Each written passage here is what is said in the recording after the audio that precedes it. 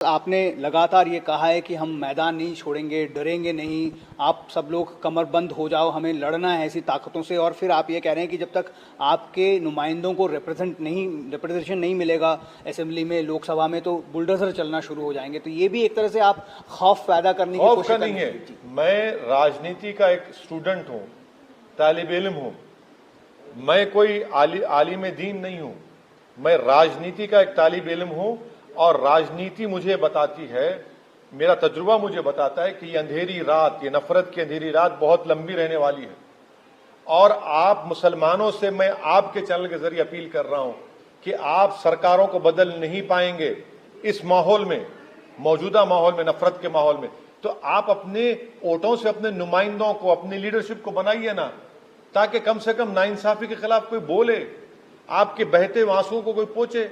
अरे भाई, उत्तर प्रदेश में मदरसे अशरफिया में जो 100 साल पुराना मदरसा है, उसमें 50 साल से बिल्डिंगें तोड़ दी, कोई मुंह नहीं खोलता।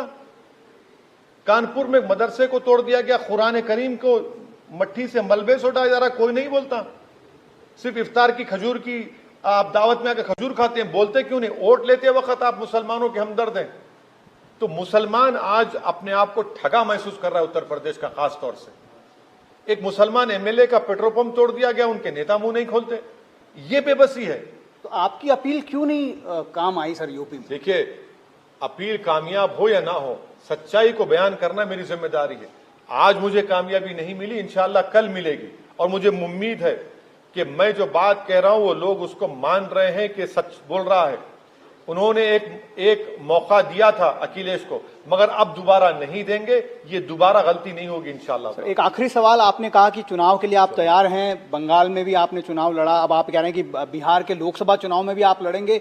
और लगातार आप जब भी चुनाव की बात करते हैं तो सामने वाली जो आपकी विरोधी पार्टियां वो कहती हैं कि बीजेपी को फायदा पहुंचाने के लिए ओवैसी एक बार फिर मैदान में आ गए। अब हम कहां पहुंचा रहे हैं फायदा? कांग्रेस पहुंचा रही है, तृणमूल पहुंचा रही है, समाजवादी पहुंचा रही है, राष्ट्रवादी पहुंचा रही है, राजद पहुंचा रही है। हम कहां पहुंचा रहे हैं?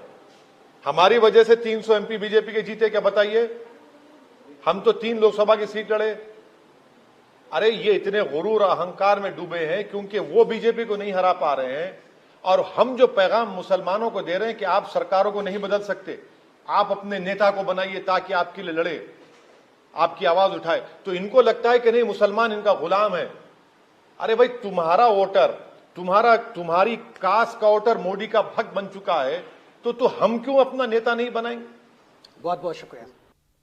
इंडिया टीवी हर वक्त हर जगह डाउनलोड करने के लिए सर्च करें India TV news Google play store या ऐप स्टोर पर।